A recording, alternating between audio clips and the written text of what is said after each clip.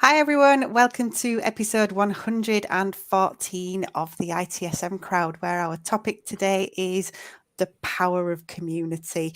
We're scheduling this one particularly because of the upcoming launch of the Scopism SIAM community. So we're going to be talking a little bit about that, but really this is a broader theme as well. And I've seen David do some really powerful presentations about how he uses community in his work as a service management professional as well. So there's a lot of things we can touch on here, and then we'll talk a little bit about the SIAM community launch as well.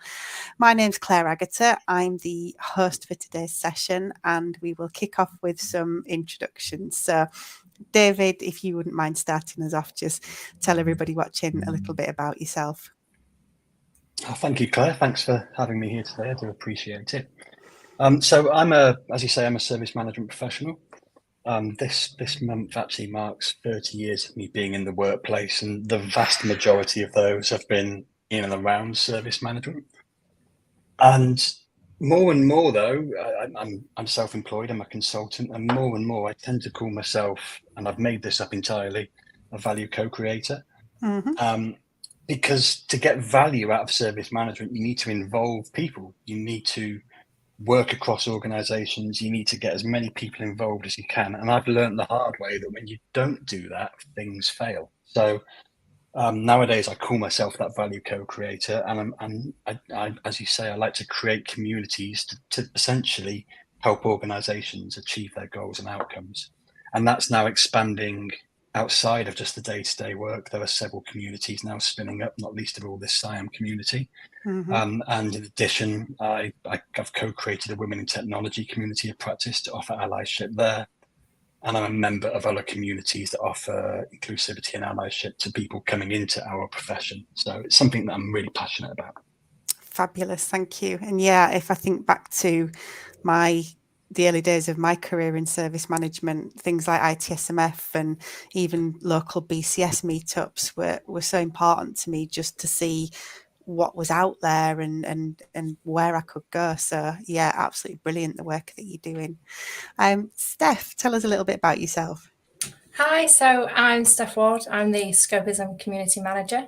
So I've been working on the building and development of the community ready for launch, which we'll talk a little bit more about today.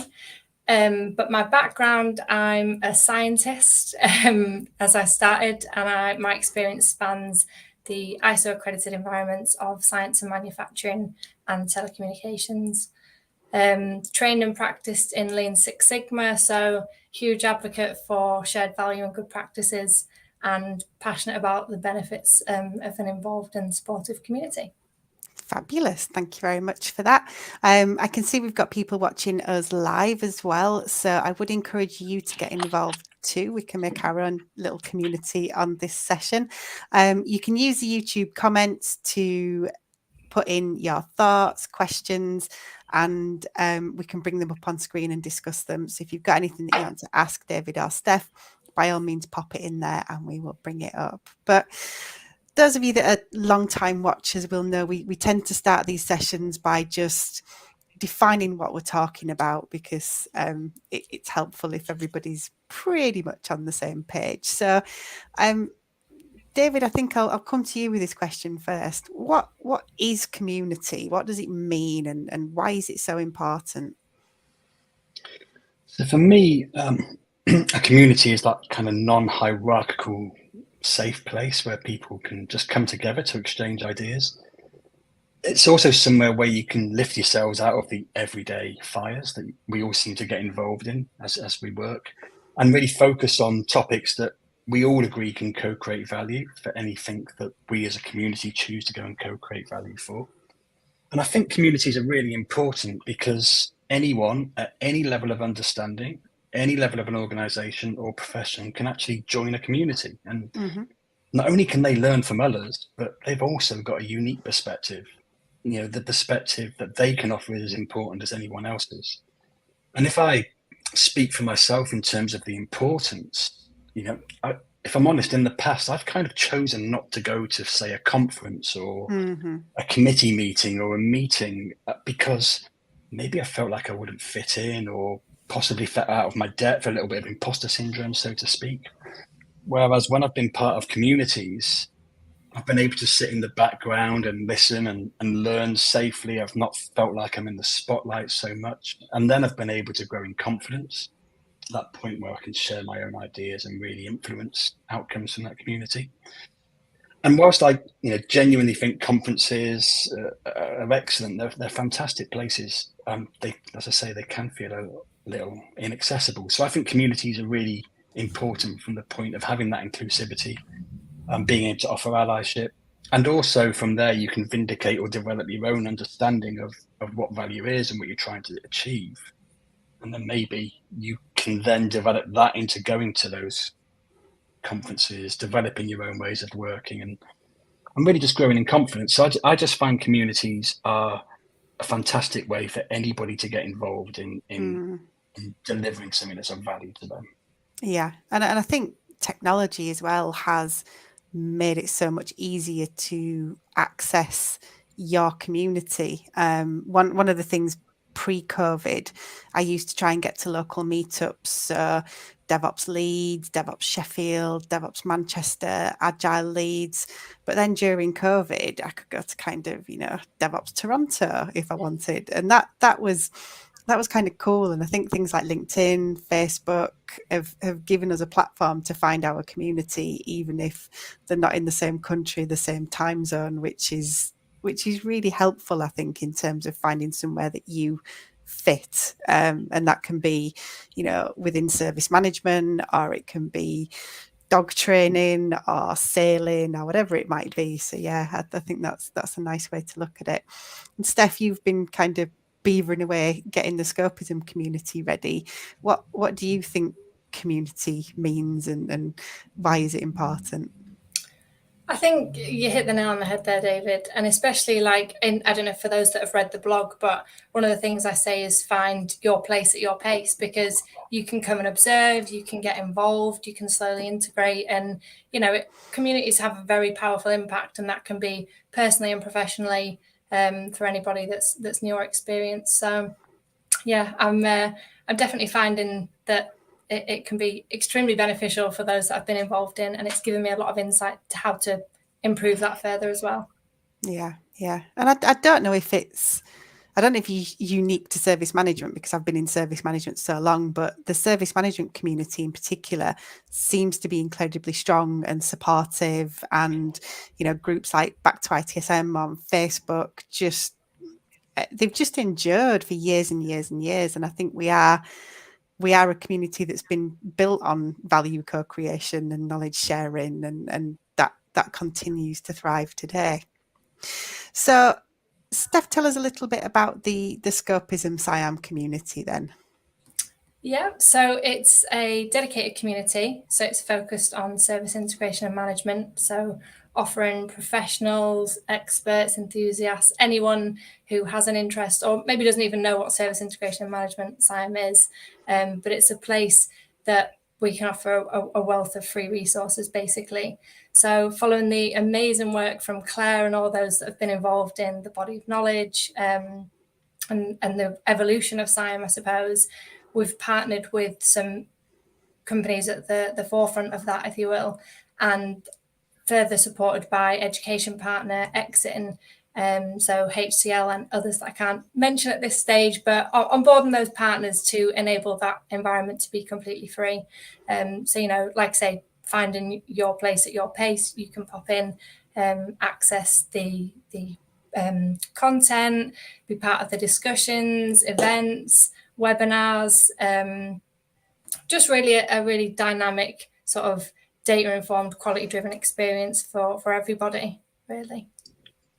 Fabulous. I had someone contacting me on LinkedIn today asking about KPIs in a SIAM environment. So we had a good chat, but I said, here's a link to the SIAM community that's coming soon. And David, you're active in a lot of communities, but one of the things that you've done is take on a community champion role in the SIAM community. So tell me a little bit about your thoughts about the community and the role of the champion.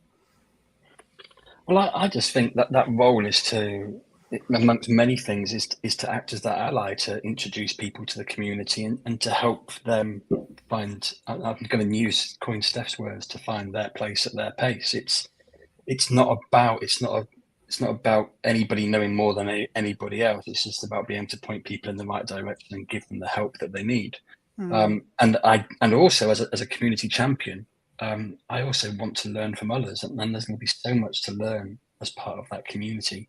So I just really see that role as being a mouthpiece at times to promote the community, to help develop the community with the great work that you're all doing, and provide some input that way. And also, if I'm being perfectly honest, the community is going to make my life easier as a practitioner, because hopefully people I work with, organizations I work with, are going to join that community and hear from somebody other than me about what's so great about SIAM. Yeah. And for me, that is the thing. When I work and get involved in communities, just being able to expand that horizon of the people that you're involving is incredible. And so if I can just contribute a little bit as a champion, I think I'm probably going to realize a lot more in benefits from how the industry will develop, and that's going to make my life easier, from being perfectly honest, in the future. Yeah. And I think there's an element that really appeals to me as well, which is to catch the next generation and give them a place to kind of hang out and learn about SIAM as well. Because, you know, the sort of the very common conversation in the service management space, you know, is how did you get into service management? And very few people did it deliberately. You know, I was bouncing around lots of different jobs and fell into service management. Steph's a scientist. David, I don't know if you made a conscious choice to get into service management. No, I was working in service management for 2 or 3 years before I even knew what it was, to be perfectly honest. Yeah. I always tell the story that I was writing enterprise service management processes, and I had no clue what the enterprise meant. I was still with the Starship, but the company I was working for could see something that I couldn't see, and they pointed me in the direction. Yeah. And again, I think you're absolutely right. That educational piece is massive, because we do need to be bringing, you know, the next sort of career starters into our industry. And also, this is about service management. So therefore, service management expands beyond IT, it expands into organizations as a whole. So if we can educate not just that future tranche, but also people in the workplace as to how this can help with their people and culture, with their marketing, with their finance, and so on, then we can really grow what's a great way of working, which is SIAM. Yeah, absolutely. And it's, you know, we see it every year. We do the global SIAM survey, and there's no commonality in job descriptions, job titles. There's no easy route into SIAM. And in fact, there seems to be very few people in sort of junior roles in the SIAM space. So I think trying to get that, you know, to universities, to graduates, to people who are career changing, that's a big benefit of this as well. Just to remind those of you that are watching us live, please do chip in. We would love to hear from you. You can put your comments into the YouTube chat and we can bring them up onto screen and we will discuss them. So please, if you've got any comments that you want to share or questions for Steph and David, please do pop them in there. So Steph, tell us a little bit more about how the SIAM community is going to work. Is it physical? Is it virtual? It's funny because that was literally what I was just thinking, because I'd really like people to reach out in the sense that, so it's based on the principles of connect, learn, grow. So we want to bring people in to connect. We want to provide those resources so you can learn, and we want to grow. You know, it is an online platform, but it's also very much physical events as well. And we've been traveling around, going to the different meetups. So we were in the Netherlands last month. And we were working with the Danish community, and we're trying to reinvigorate the DACH region as well. So one of our champions is heading that up and trying to bring that back to life. But for any other regions that are out there that are doing some great work and have communities that already exist, we're absolutely not doing away with them. We want to link those audiences together and expand that further. And I'm just very quickly popping Steph's contact information up on screen there. So if you would like to contact Steph about the community, you can see Steph's email address there. David, you've got a lot of experience in creating a community. What tips would you have for anybody watching who's thinking, do you know what, this would work brilliantly in my organisation, this is something I would like to do? What's involved in creating a community? So I won't lie, it's hard work, as I think Steph is discovering, but it's well worthwhile doing. And Steph's kind of just said some of the things right there is set out with some objectives. So connect, learn, grow, and then having a common goal or set of goals just to start with, just to get the community rolling. What this enables you to do, if you're working in an organisation and there are maybe some recurring things that are going on that aren't being solved, let's say by problem management or root cause analysis, discuss those at a different level and bring them into the community and discuss how they're impacting the value that you're offering to your colleagues or your customers. From there, you'll get those people with similar goals to come and join you. So the customers that are being impacted or the employees that are being impacted.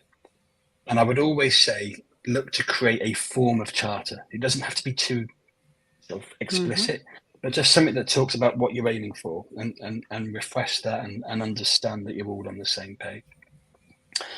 And also, again, Steph's already said it, be very clear that anyone is welcome. If you work in IT service management, for example, it's probably more likely you're going to start with a crew of IT service management people, but try and get the word out into your organization that anyone's welcome, that you want to hear their perspective on the challenges you're facing and therefore your organization is facing. And it's then that you can start to find out like great layers of knowledge that people have. And once you start to build that momentum, that's when your community begins to grow. And I think it's just so important to kind of start with some key topics, but also don't limit yourself just to those, but have a charter that says that we want to focus on these areas. So it might be understanding what value is to our organization, understanding how we can achieve our organizational goals, or how do we stop this certain thing going wrong. But yeah, basically be inclusive, be communicative, tell as many people as you can about what you're doing and invite them along to discuss it. And also, if you're creating your own community, understand from the community how often they'd like to meet and in what format, and make sure that the community continually evaluates whether that's the right thing to do as you move along. That makes absolute sense. And what about anti-patterns? What have you seen that you should definitely not do this in your community? So the first thing you shouldn't do is ever shut anybody down that has an opinion. In fact, I encourage anybody that disagrees with what we're talking about to come to the community, because you can learn a lot from those people. And if you can work together, then you've got a much better chance of success. It's not 100% record at all. Nothing's perfect, but by understanding those anti-patterns and being able to understand what people may find isn't great about what you're doing, you can go and improve it. And then the other thing I would say is, and I kind of said it in the tips for doing well, is do not limit yourself to a subset of people. Allow anybody to come along and be very clear that it's non-hierarchical. So I've got communities that are up and running and some that have outlived me, where you've got C-level members of an organization and you've got help desk staff from another organization on that community, sharing information, having discussions, and ultimately making a difference to the organization. And you've also got people that say they don't like it, but still come along every week, and that's absolutely fine. If they're listening and contributing, then so be it. Yeah, that makes sense. And Steph, what rules have you got going through your mind as you create the community? I think that's the thing. There's a lot to be thinking of, and while we're not live yet, there was a lot of pre-work that needed to be done. So doing the research, understanding what people want to see there, and you know, sometimes that can feel frustrating because you can't see it. You can't see anything physical, but you know that you're building it and it's going to benefit the long-term community, and it will evolve. You know, you need to continue doing that while it's live as well. Finding a way to keep people engaged and preparing for that from the off. So David and I were talking yesterday and looking at the platform and what else can we do to make this more engaging, so people stay and stick around, because there's so much good content out there already and it's just spread everywhere. Sometimes it's up in people's heads, it's not even on paper or online. So sort of figuring out the best way to position that as well. Guidelines so people aren't shutting people down, like David said, you know, then that may not be those that are running it or those that are championing the community, but it could be members as well. So we've got clear guidelines and rules to follow as well, for when people sign up, and just fostering that connection. So making sure that people are making those links, and we have metrics and things to be able to measure what's beneficial, what's not, what do we need to do more of, and stuff like that as well. Yeah, because I think that's a huge challenge with any community, is that there's so much available to us online now, and you've got things like, you know, Facebook, LinkedIn. They're the kind of destination applications that people go to every day. So if we're asking people to go somewhere else, there needs to be a good reason for them to do that. Rob England, who used to be the IT skeptic, I'm pretty sure he coined the law that all social media eventually just degenerates into babble. So, for example, the LinkedIn forums that we all used to use were really, really good in the past. They used to be a really good way to ask questions, connect with people, whereas now the groups just really seem to just be advertising, and not as much kind of quality content in there. So how do we sustain a community? David, I'll come to you first with that one, but how do you keep your community alive and keep it growing? You know, if we're looking at a span of years potentially for these things, what do you need to do in order to keep it vibrant?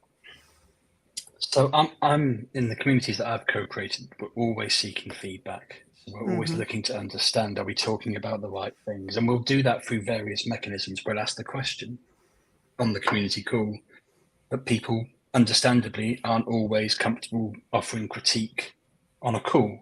So we'll ask the question in a poll.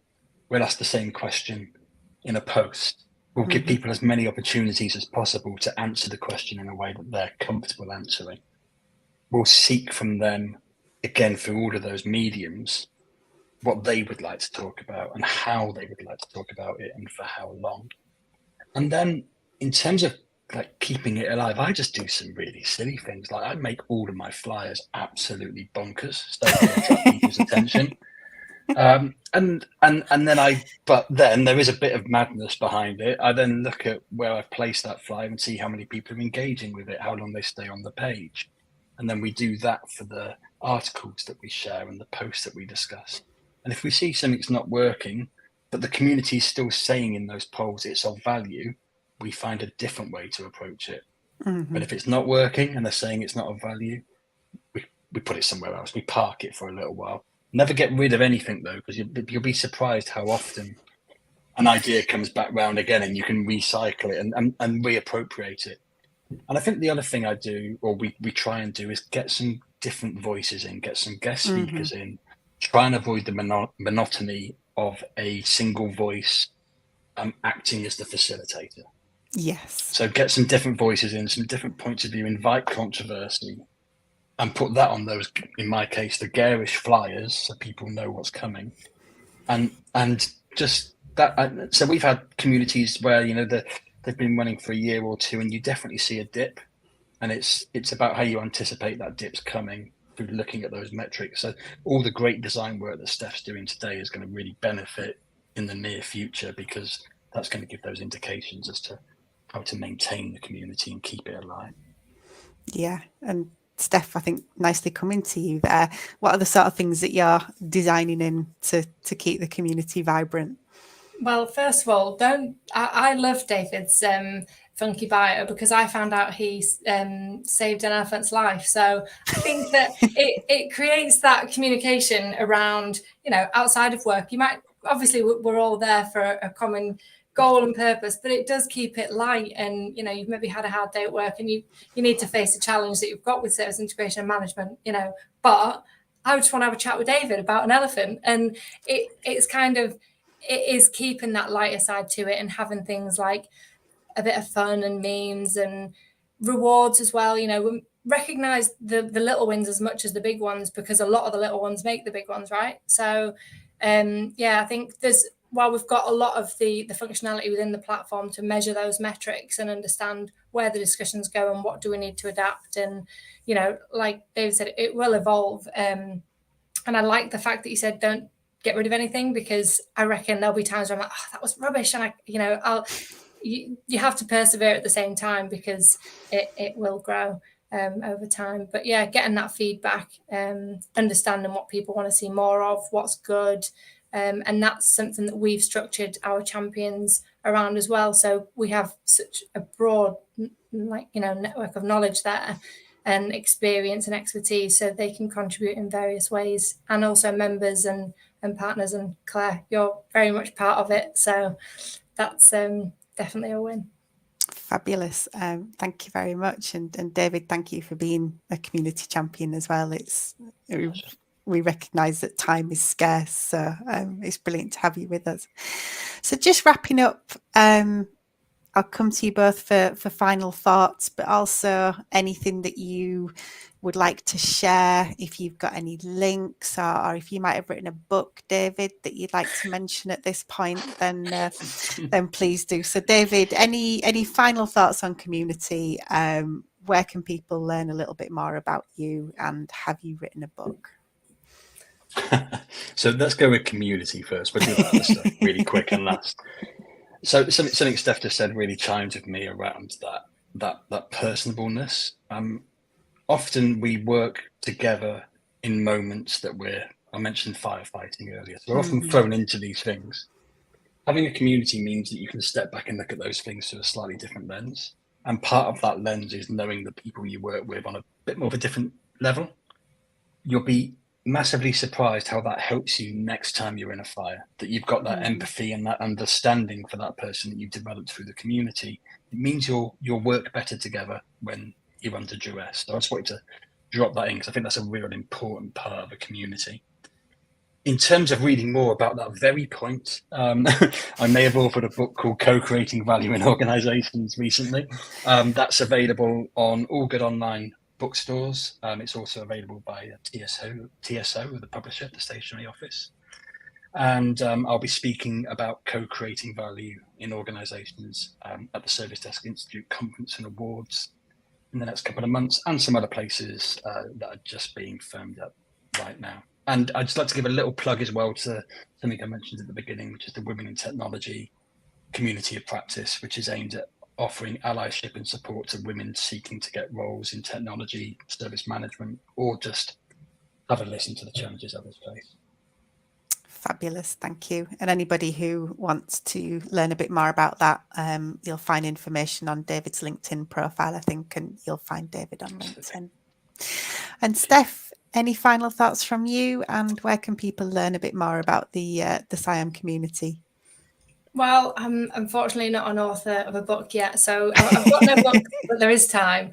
And I'm not an expert, but I'm very, reach out to me. I'll talk to anyone about anything if you've got any questions or comments. And I'm helping to provide that supportive environment for everyone. So there's a blog that I've written on the Scopism website, so we'll try and link that here. But yeah, if you go to it, it's Something Big Is Coming. Click on that. There's a bit more information there. And we're launching on the 5th of July. Thank you very much. So, scopism.com, you can see the website address there. And if you have a look at the blog, there is more information there. So thank you so much for that. We have not scheduled our July episode of the ITSM Crowd just yet, but a forward look for your diaries, in September we've scheduled our episode. So we've got a special episode in September on the 21st at 5 p.m. It'll still be BST at that point.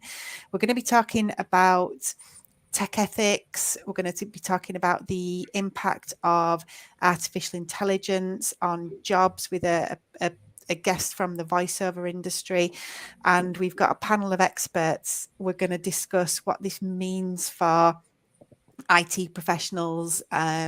What do we need to consider from an ethics perspective? How does it affect the services that we all design and support?